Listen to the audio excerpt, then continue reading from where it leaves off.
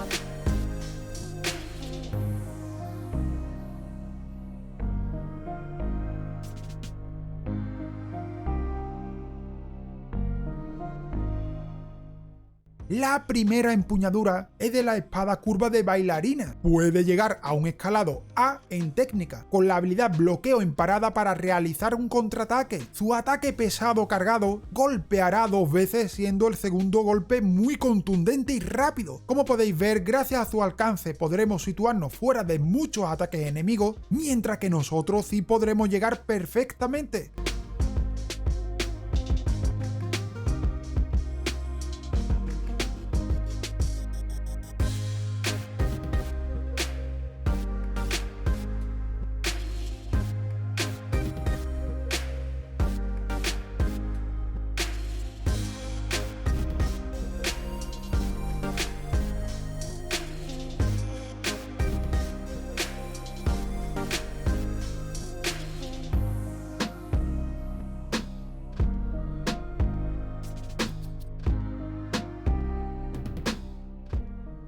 La segunda empuñadura, el cuchillo del maestro chef. Para mí es la mejor para combinar con esta hoja. También puede llegar a un escalado en A, aunque se tarda más en conseguirla. Movimiento muy rápido y amplio, con buen ataque también en carrera, y su ataque pesado cargado es un combo de 3 rapidísimos ataques. Y aquí sí que destacamos su increíble habilidad de múltiples ataques que pueden destrozar a los enemigos. Mientras que tengas suficiente fábula, podrás continuar atacando sin parar. Sin duda es tu arma ideal.